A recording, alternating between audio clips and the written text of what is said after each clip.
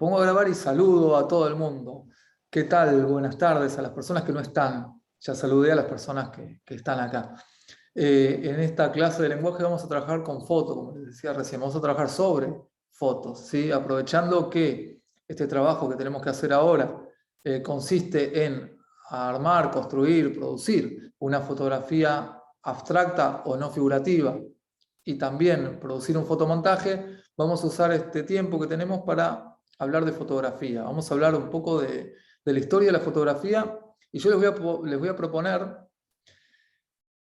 3 posibles interpretaciones de la fotografía. ¿Sí? Esta clase va a tratar sobre estas 3 posibles interpretaciones que se han hecho de las fotos y después vamos a hablar un poco de fotomontaje.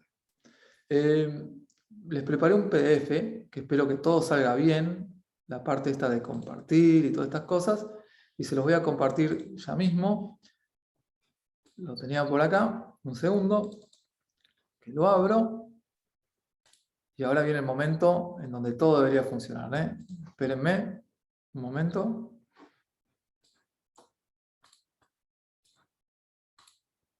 Ahí está. ¿Se ve la pantalla ahora? ¿Lo pueden ver bien? ¿Sí? ¿Más o menos se ve la foto ahí? Sí. Bien. Yo lo que no sé es si ponerlo así. ¿Así lo ven mejor? Sí, profe, igual nosotros podemos hacer Zoom. ¿Ustedes, perdón? Podemos Podemos, hacer Zoom. Ah, sí, sí, sí. Pero digo, se ve todo bien, pero se ve bien ahí. Sí, profe, Bien. se ve re bien. Buenísimo, buenísimo. Bueno, esto que estamos viendo se supone que es la primera fotografía de la historia del mundo, ¿sí? Es una foto de Niepce. Niepce era uno de los inventores de lo que hoy se llama fotografía, si bien esto es muy diferente, ¿no? No es el mismo procedimiento que se usa en la actualidad, ni tampoco es película, es otra cosa que no sé bien cómo es, pero esto es lo primero y esto es del siglo XIX. ¿Sí? Es de la década del 20 del siglo XIX, de 1824 más o menos. ¿Sí? Les doy esta fecha para que se den una idea de la edad que tiene la fotografía. ¿Sí? Es un medio que ya tiene más o menos 200 años. ¿Sí? Ha cambiado en estos 200 años muchísimo y seguirá cambiando seguramente, pero esta idea de imprimir con luz sobre un papel una imagen, la imagen que vemos ahí, es del siglo XIX, de la década del 20, del siglo XIX, de una época, de un siglo, como hemos visto en historia, como quizás han visto por ahí en otros lados, un siglo en donde la ciencia tuvo un protagonismo muy, muy fuerte, ¿no? Un siglo en donde estas ideas llamadas positivistas, que tenían que ver con un estudio científico del mundo, una interpretación científica de la vida de las personas, estaban en auge, ¿no? Y la fotografía, esta cuestión de poder capturar una situación visible, es el resultado de esta época, ¿no? No podría haber sucedido en otro momento de la historia, quizás, o hubiese sucedido de otra manera, o no hubiese sucedido. Digo, una sociedad europea, porque esto es en Europa, ¿sí? Una sociedad europea que se dedicó a estudiar minuciosamente, mediante la vista, mediante las construcciones lógicas, lo que veían, necesitaba un medio, como es la fotografía, que pudiese registrar con fidelidad esto que las personas veían. Entonces acá están estos inventos, ¿no? Estos primeros inventos de la década del 20 del siglo XIX, en donde tienen las primeras fotografías. Miren, acá les muestro otra. Esta es una foto, no sé si llegan a ver el detalle. ¿Ven acá? ¿Ven el mouse, el cursor? ¿Lo llegan a ver? Bien. Sí, sí, se ve. Esto es una de las primeras también fotografías. Esta es una foto de Louis Daguerre. Daguerre inventó algo que se llamó daguerrotipo, que es otro tipo de fotografía distinta a la que vimos antes. Son las primeras fotos y fíjense, esta es una imagen de una ciudad, ¿no? Con las veredas, las calles estaban llenas de gente, la calle estaba llena de carruajes, sin embargo no sale nada acá, sale un señor acá, una persona que se está lustrando los zapatos. Todo está vacío. ¿Por qué? No es que está vacío. En aquel momento, esta técnica fotográfica necesitaba mucho tiempo de quietud para que las cosas saliesen. Lo que no estaba quieto no salía.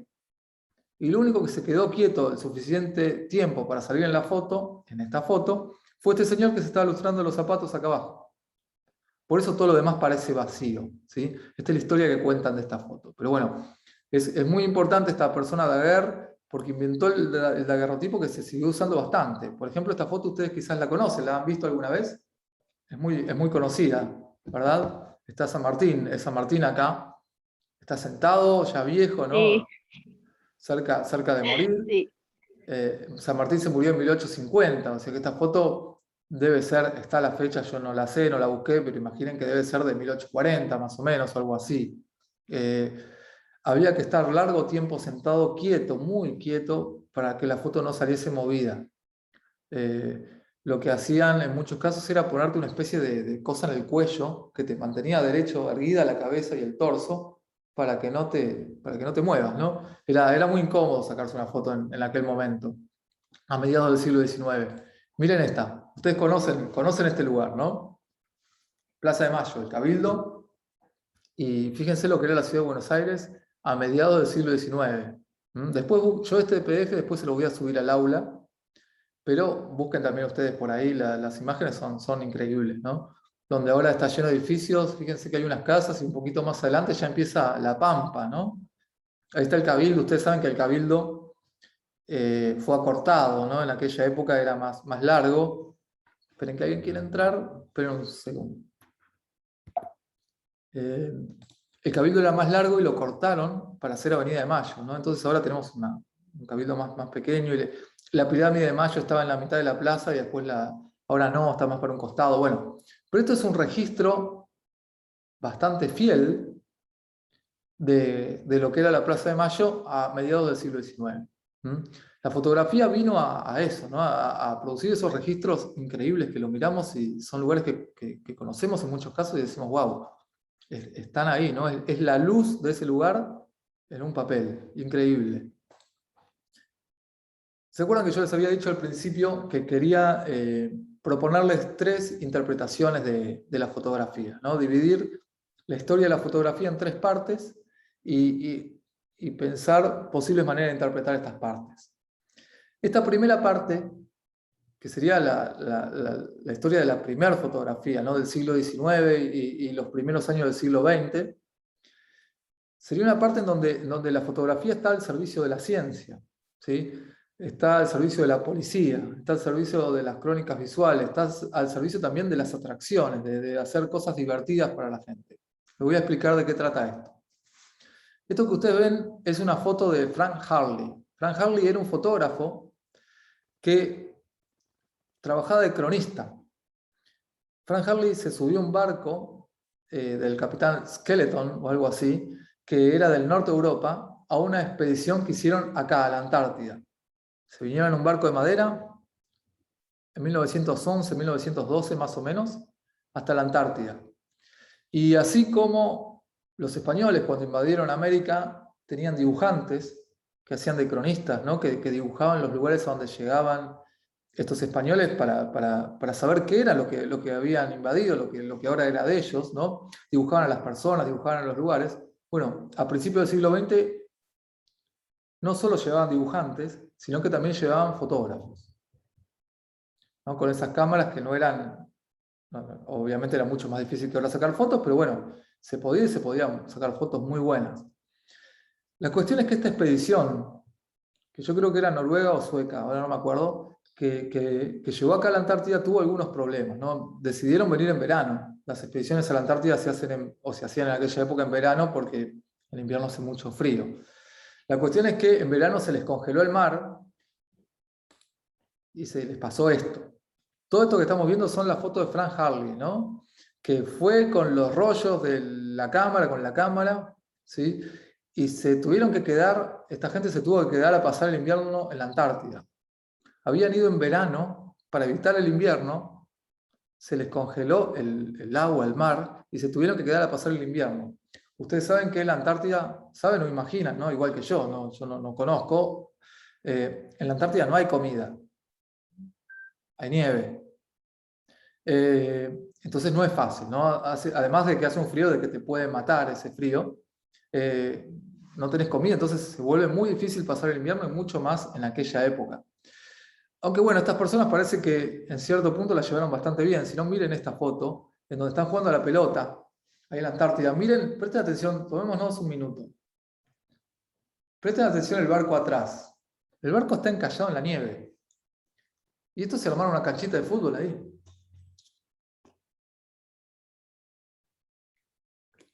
¿Lo ven? ¿Se llega a ver? ¿Se entiende?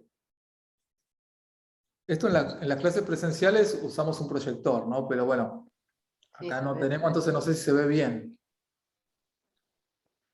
Sí, se ve perfecto.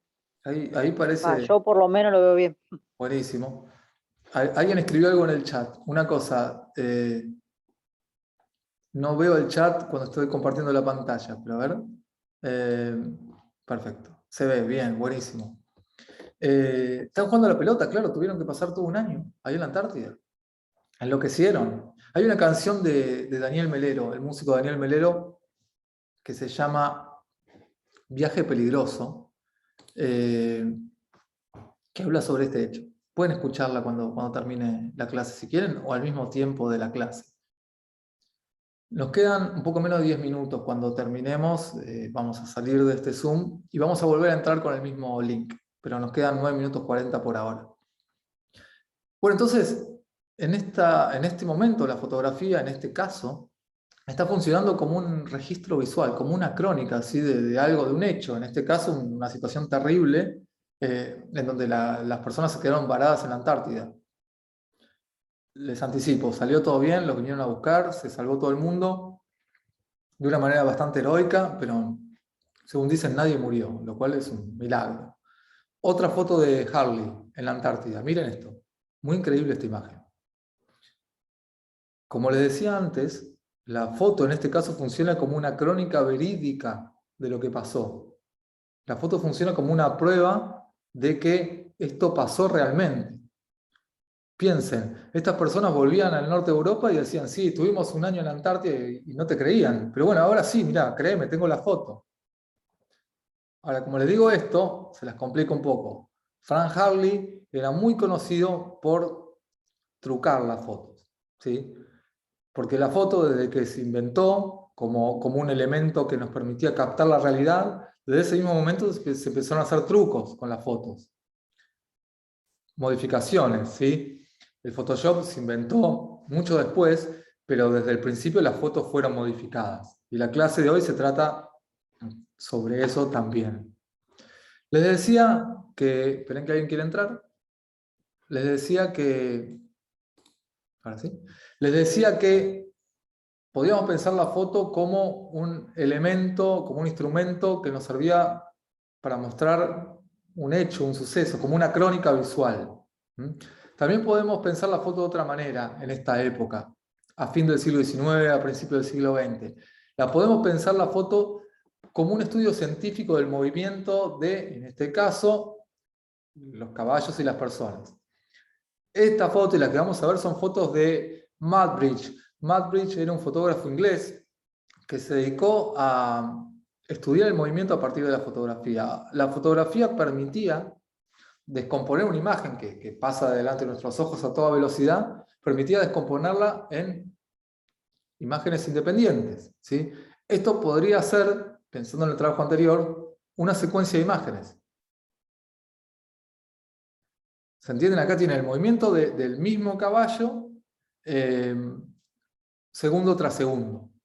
No me acuerdo, no lo sé, no sé si era un segundo por cada foto, no lo creo, pero sí bastante pegada una foto con otra, ¿no? Mudbridge había inventado un dispositivo para sacar las fotos así. Ustedes piensen que en aquel momento no era que apretabas un botón y salía la foto, como hacemos ahora. Mudbridge tenía una cantidad de cámaras, o sea, por cada foto tenía una cámara diferente. Entonces las cámaras se disparaban a medida que Mudbridge accionaba un dispositivo, etc. ¿sí? No sé cómo funcionaba. ¿Ven? Acá tienen otro ejemplo. Una persona caminando y sacándose el sombrero. La foto en esta época funcionaba como como una certificación de la realidad. Y además, las personas en esta época pensaban que la foto era lo más objetivo que había, que existía. ¿Qué quiero decir con objetivo? Objetivo es algo verdadero, único, real e incuestionable, ¿sí? En aquella época se pensaba que existía la objetividad, y se pensaba que la fotografía, era objetiva. ¿Por qué? Porque la foto, la cámara, era una máquina que no tenía ninguna intervención humana, nada más que para apretar un botón. A diferencia de una pintura, en donde la persona que pinta pone cosas de sí, ¿no? Su estilo, su expresión, lo que sea, ¿no? Aparece, en una pintura aparece la huella del pintor. En el caso de la fotografía, se pensaba en esta época, esto no aparece, ¿no? Porque es solo apretar un botón y todo el trabajo lo hace una máquina. Entonces la máquina es algo objetivo, es algo que no tiene sentimientos como pueden tenerlo las personas.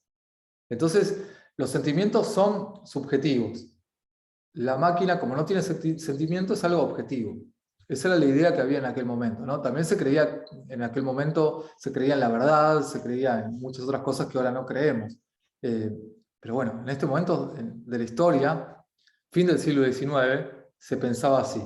Entonces, como necesitaban conocer había una ansia enorme de conocer cómo era todo, por ejemplo, el movimiento de una persona, estas fotos, se hacían estas fotos para lograr eso, ¿sí?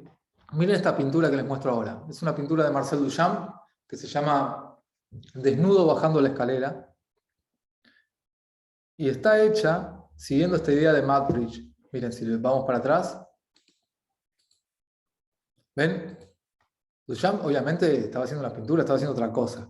Pero Duchamp miraba estas imágenes y con esta pintura que ven acá nos quería remitir a eso. Les había dicho al principio que la fotografía podía usarse como crónica visual, en el caso de Harley, en la Antártida. Podía usarse como elemento científico, en el caso este de Madbridge. Podía usarse de manera policíaca, ¿sí? La policía empezó, mediante la fotografía, a identificar a las personas que cometían delitos. Y Cesare Lombroso, el autor de estas fotografías que ven acá, pensaba que las personas los actos de las personas se veían reflejados en partes de su cuerpo. Por ejemplo, si tenías la nariz de determinada manera, probablemente eras ladrón. Si tenías la cabeza de tal otra manera, eras otra cosa. Por ejemplo, miren acá. Acá en la figura 23 dice, tipo común de ladrón, ladrón habitual. Y por ejemplo, si tenías los ojos de determinada manera, la nariz de determinada otra, tu vida ya estaba determinada, ya se sabía lo que ibas a hacer. Es una locura, ¿no? No pensamos así ahora y eso se llama racismo. Pero bueno, esta persona y en aquella época pensaba eso. Miren estas imágenes de las orejas, ¿sí? Según la forma de la oreja, ibas a actuar de una determinada manera. Eso servía muchísimo a la policía, porque no hacía falta que vos cometieses un delito para que te detuviesen. Solo hacía falta mirarte las orejas, por ejemplo. Y si tenías las orejas de tal manera, se suponía que eras propenso a actuar de tal u otra manera. Ahí tienen otro uso de la fotografía a fin del siglo XIX, principio del siglo XX, ¿sí? Un uso policíaco de la fotografía. Nos quedan 2 minutos y se va a cortar. Así que podemos cortar ahora, si ustedes quieren, y vamos a otro uso de la fotografía después. Les voy a pedir, voy a dejar de compartir, y les voy a pedir que vuelvan a entrar con el mismo link, ¿sí? Yo ahora voy a darle fin a esta parte y se va a estar grabando y ustedes vuelven a entrar después. ¿Les parece bien? Buenísimo. Volvemos en 1 minuto, no se pierdan. Hasta luego.